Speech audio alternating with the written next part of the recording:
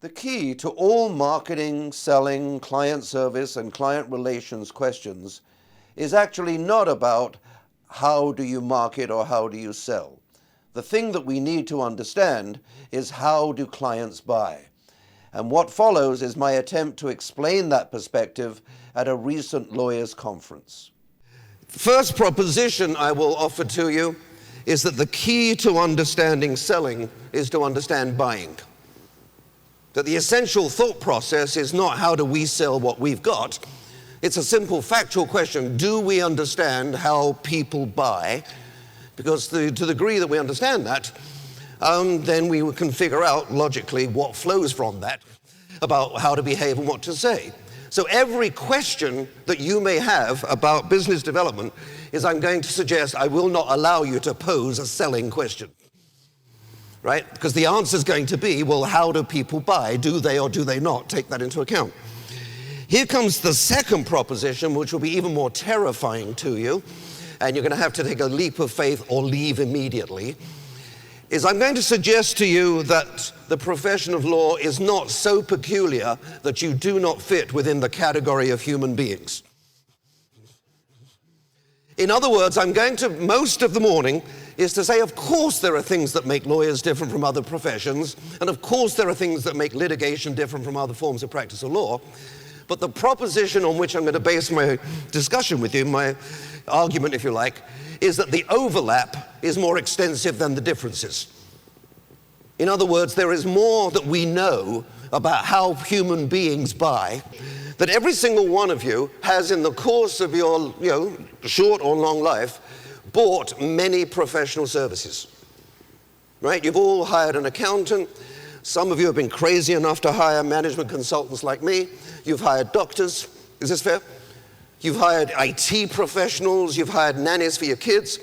You have a long history of retaining professional services, sometimes for minor ailments, sometimes for major things. But the point is you have experience as a buyer.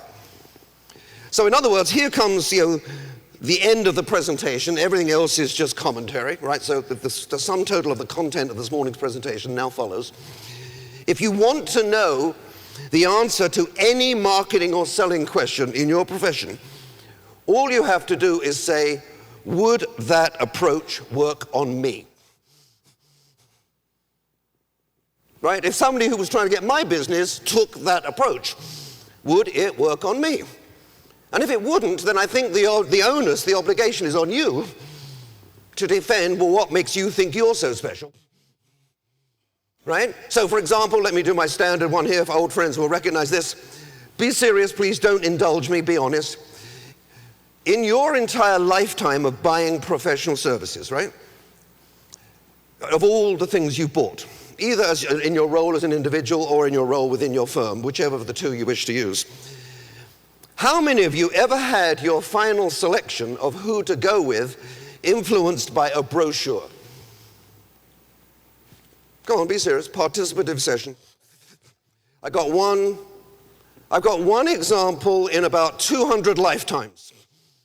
Now, second follow-up question. Be honest, please. How many of you in your practice have brochures? Come on. Do. And you see what I'm saying? There's something that needs to be thought through here, right? That in 200 lifetimes of semi-adult, semi-intelligent, semi-educated people, that's us, we can point to singular instances. Yeah, I can remember once. But it's such a minor tactic that if we spend any time today talking about brochures, we are brain-dead idiots. Anytime anybody hires any other professional, whether they're hiring a doctor or a contractor to build a new room in the mansions you live in, or an accountant, or when they're hiring you, whether it's for the 3,000th insurance defense this month, or whether it's the big case that's never been done, whichever end of the spectrum is at, this is what it feels like to be a buyer. Here's my baby. I put my baby in your arms.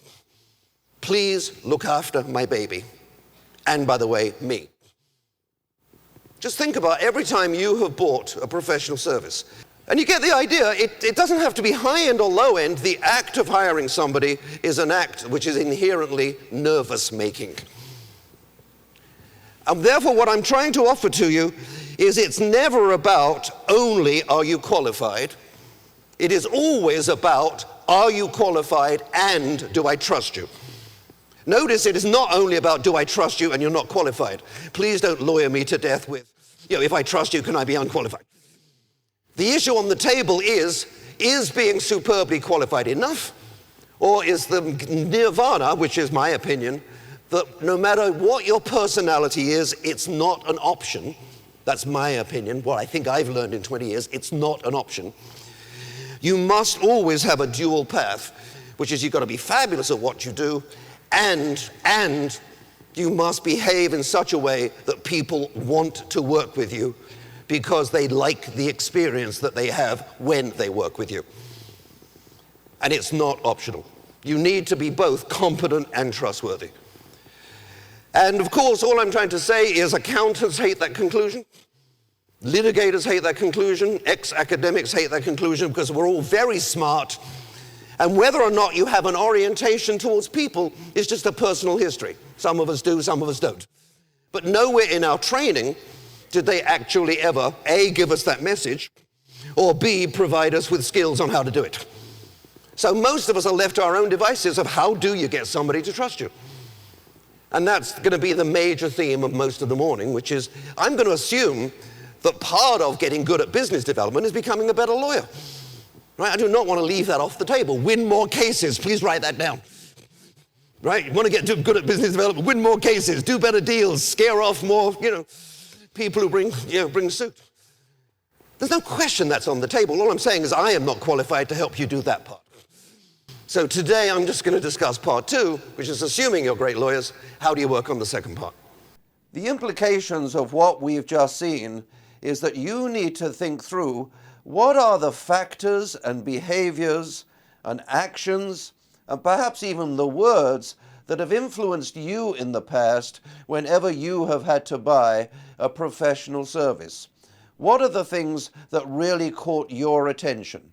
Because the argument has been that what worked on you is likely to be a very good guide to what will work on your clients.